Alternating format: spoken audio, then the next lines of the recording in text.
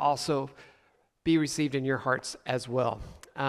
As we begin this morning, we're exploring joy. So this is the Sunday of joy, and we've been going through Romans chapter 5. So we went through Romans chapter 5, and we've been hitting different verses this morning. It's a short portion of it, but we are going to hit it once again. I thought as we kind of dug into Romans chapter 5 that we would do something different during Advent. Normally we hit some of the verses like John the Baptist and some different things as we go through. So we're trying something different, right? And Romans chapter 5, I think, hits both peace and love and joy, all of the things that we look at in Advent. And so as we get into this season, I know that as I have spoken to a few people, joy is very elusive for them because things have happened. So this year may not have been a great year for someone. And maybe you know that person. Maybe the event that occurred in their life happened during Christmas. Or maybe it happened earlier, and the favorite season of that person's life was Christmas. And so as you go towards Christmas, all you can think about is what has occurred before and not what is happening right now. And joy is not there. It's not present. For some of you, it's just the busyness that kind of makes joy very hard to find. You have to put up the tree. You have to decorate your house. You have to send out invitations if you're going to have a party, about a party that you're not even sure you want to have, but you're going to do it because you've always done it. Or you got to go to a party that you always get invited to that you don't want to go, but you got to figure out what you're going to wear because it's a costume party. Or you have to get a sweater that you don't even have, and you go through this thing of, I don't want to do that. We were invited last night to Lights in the Heights to a party. We did not go. Why did we not go? It was raining. Our kids went to the party, 2 different parties. We dropped the kids off. By the time we got back, it was raining. We were already wet. And we said, do you want to go? I don't want to go. Do you want to get back in that mess and try this again because it's only going to get worse? No, we don't want to do that. There was very little joy for me thinking about going to this party. All I could think about is it would be nice to just be home. And it's part of that season of you got these things and all of a sudden all these little things that you got to do take your joy away from something that could have been a very joyful party. I'm sure it was. But I'll never know because I didn't go. Some of you, as I indicated before, it is a memory or event that occurred. And it makes it difficult. I know for one of my close friends, as they get close to Christmas, she has struggled every year to celebrate that event. And it's because her parents died during that time. So we understand, right? It's a challenge. For others, it's decisions that you make. So you spend too much money on gifts, then the bills start coming in, you realize that you don't have enough money to pay for the Christmas that you just bought.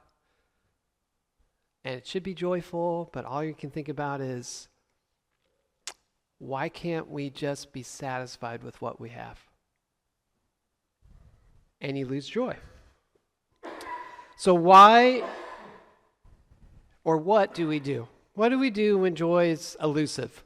Because that happens in our lives, right? So one of the first things that I think about when I start looking at these gifts that we receive from the Spirit, joy is one of them. So the only way I'm going to get it is if I turn back to the person who can actually give it. So all these things that are occurring, whether it's an event that occurred in my life that steals the joy, or it's the busyness that I can't even keep my eyes focused on the joy, or it's poor decisions that I've made that I feel like I don't even deserve the joy. I have to turn back, or I ask the Lord to turn me back to the one who can give it. And that's where we are in Romans chapter 5. So Romans chapter 5, starting in verse 2.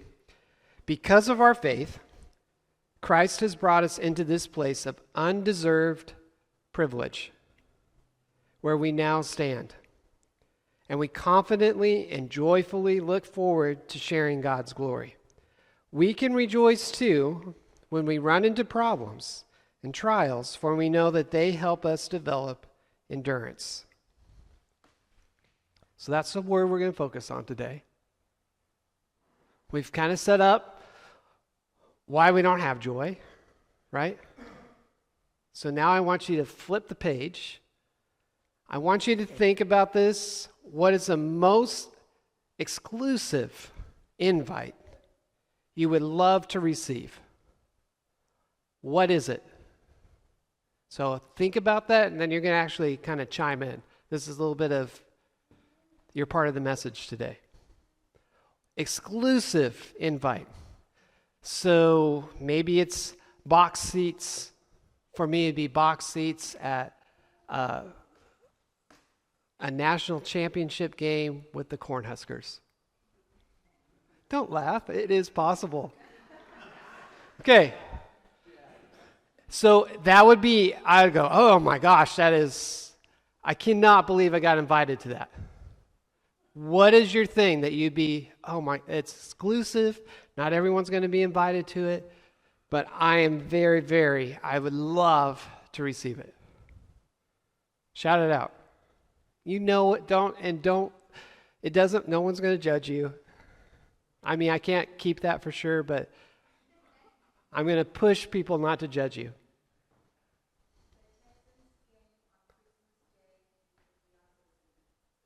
Okay, so you want to go to the Texans game with Beyonce. Exclusive. Awesome. What else? Thank you for participating, Rosalinda. Oh, same thing, Mariko? One of the rules is you have to have different things. Okay. What else?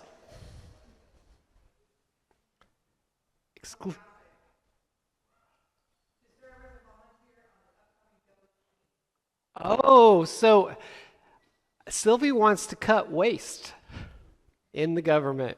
Awesome.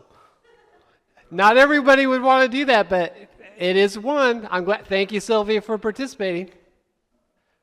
Any other exclusive invite?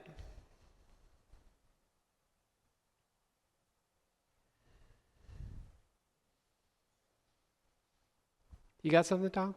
Oh.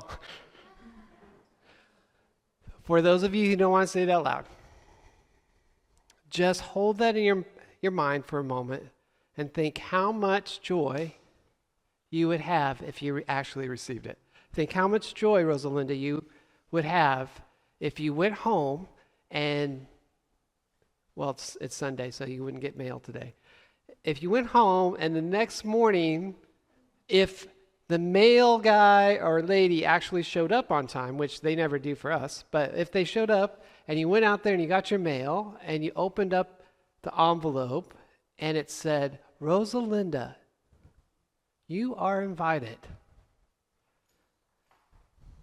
Not just to the Texans game. You're invited to a special pre-meal with Beyonce.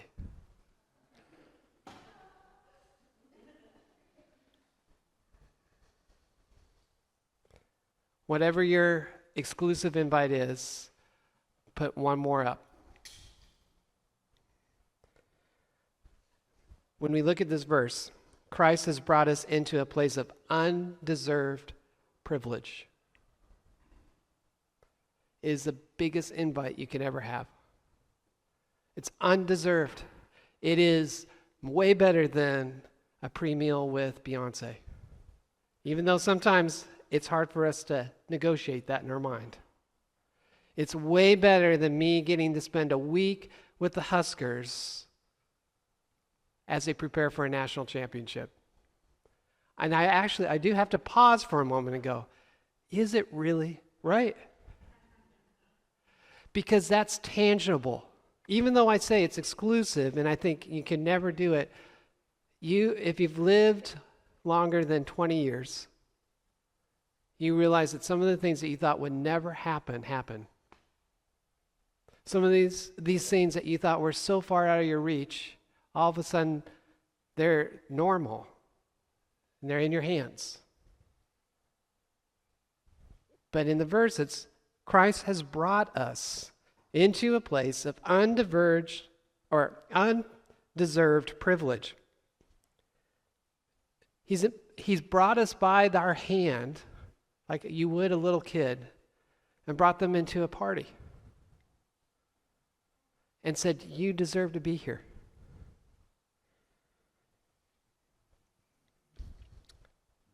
The hand of the Lord, who not only is scarred by the nails because he bore the sins of us, but the hand who created the universe grabbed yours and brought you into a place of undeserved privilege. So to me, that's probably enough for us to ponder right there.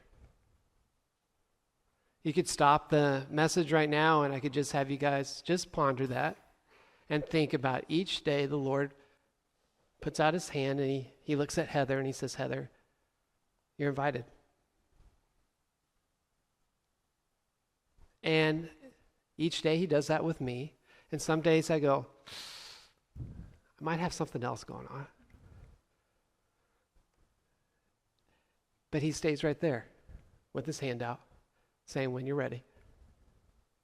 When you're ready, Aaron, grab my hand because I have something better than what you're seeking. Let me show you. To me, that's the hardest thing for me to believe, is that every day the Lord grabs onto me and says, you are completely worth everything I want to give you.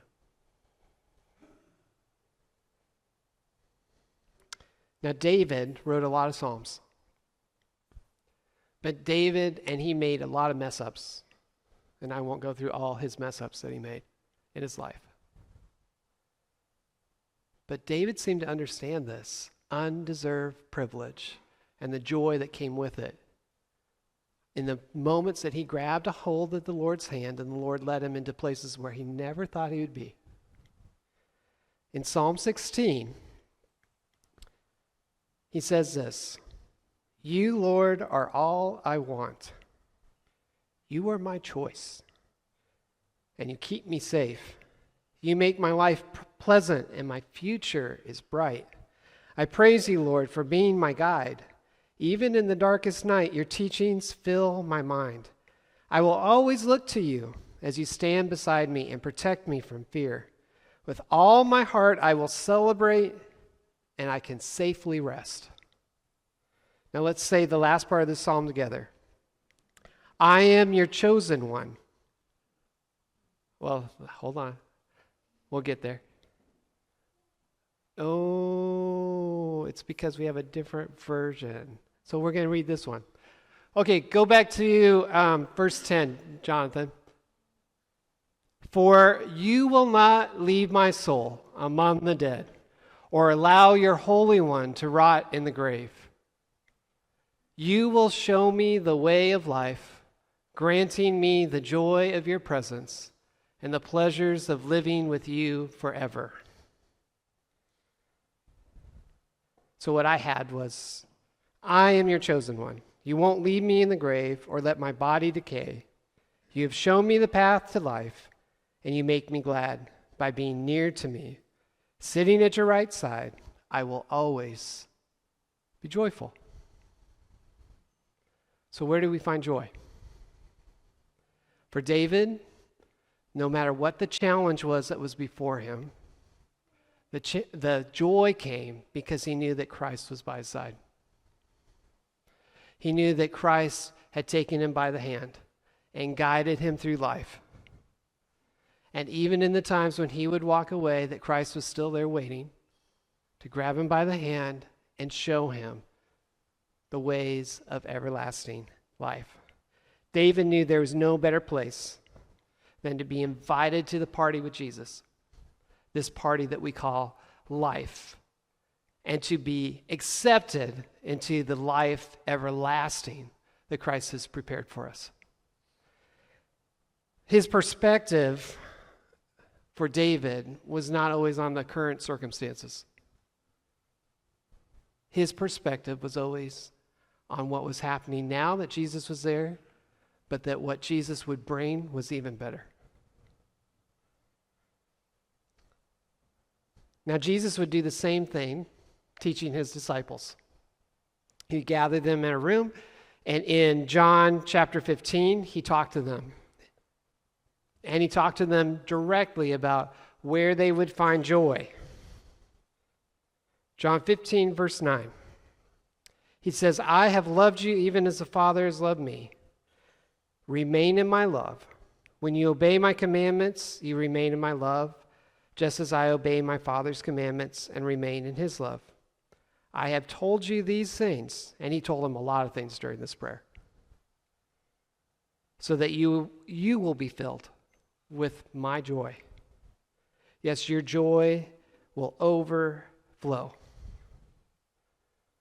So the image I want you to walk out today is that Jesus continues to take his hand out and says, Emily, take my hand. No matter where you're at today, you're going to see joy because I'm with you. When you remain with me, you will have joy. And not only will you have joy, your joy will overflow. These are the words of our Savior who, just as we celebrated communion, I say, we believe that when he says, this is my body, we go, okay, Jesus. I want you to say, okay, Jesus, when I remain in your love, I will be filled with your joy. And not only will I be filled with it, it will overflow. But if we're real, okay, let's be real with each other. Those are the words of Jesus, and he's asking us to believe it, but it's not easy to remain in the love of God. It's not easy to receive the hand of Jesus, especially if we go through those three things I said can make joy a little elusive. When I'm distracted with a whole bunch of busyness in my life, it's really hard for me to take the hand of Jesus who says, I want you to abide, Aaron. I know you have a bunch of things going on, but I want you to sit and think about me. How hard is that? Pretty hard. How hard is it to say to Jesus, who says, grab my hand, I want you to introduce me to your family? It's hard when he says things like that to us. It's not easy to let him lead you into places like that. It's not easy to submit to his requests. So in the first part of this, he says, when you obey my commandments, you remain in my love.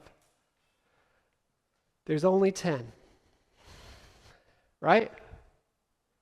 You'd think that we could do 10. But we can't even do the first one. You shall have no other gods before me. But Jesus says, again, let me show you. I have a life that's waiting for you that's much better than the one you're trying to build. But it is not easy to trust in the future when your present circumstances are difficult. If you have ever lost a job during Christmas season, it's not easy to say, I'm going to be joyful.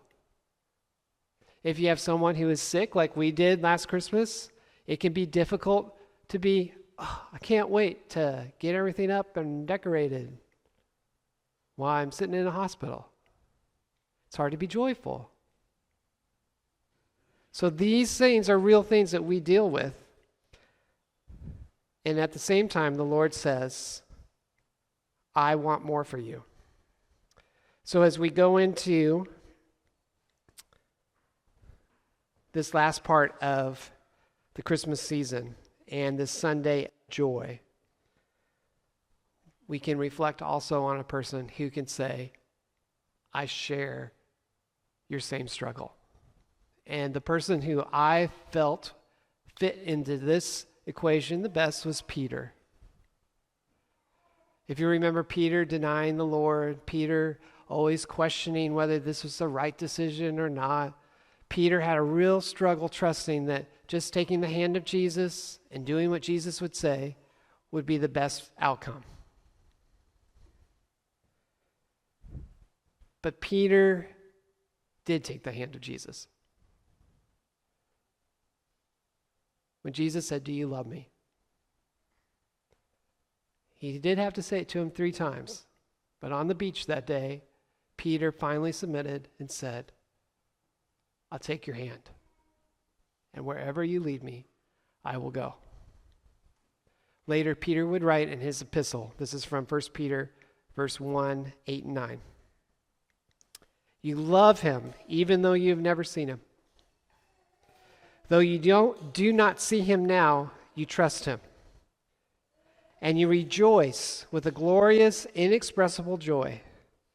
The reward for trusting him will be the salvation of your souls. That's your journey. It took Peter his entire life almost to get to the point where he could have an inexpressible joy trusting the one who God sent to save him. It wasn't long after he wrote these words that he himself would be killed or martyred. But these words remain with us today to remind us that it may take your entire life. It may take you to your last breath to finally say, Jesus, I'll take your hand. But Jesus will always be there waiting so that you can experience that inexpressible joy that he's waiting to give you. And if you experience here on earth just a little bit of that inexpressible joy, I'm telling you, as you hold on to the hand of Jesus, he will lead you into an undeserved, privileged place when he comes again that will be beyond what you can ever experience here. And that's his message to each of us, is that he is not done with you yet. As you experience a little joy here and there, for Sarah and I, it's kind of weird because last Christmas we weren't really around, and when we did get here, everything was like this. And then we were at the ER again on Christmas Day. So Christmas last year is a blur. And this year it seems like it is going so slow. We've had our house decorated for weeks. So much so that we bought some real garland and it's almost dried up. We probably should have waited. We are in a place where the Lord, I believe, is saying, just abide in me. And be joyful. But there are so many other things that can distract us from that invitation of taking his hand. For you, it may be different things. But for Sarah and I, that's our season this year. To take his hand and just abide. To enjoy that we're here. To enjoy that we can drive 7 minutes and we're over at our little church building and we get to see you guys on Sunday morning. That we get to celebrate Christmas Eve here together. Simple things. And yet, there can be many, many distractions. So my message for you this morning as we think about joy, grab the hand of Jesus. There is no effort in your part other than his hand is like right here. Just stick your hand out and he'll grab on. He loves you that much. It's not like you have to go, come on, Jesus, let me grab you. He's got you. and He wants the best for you. He wants you to experience joy this year in His presence.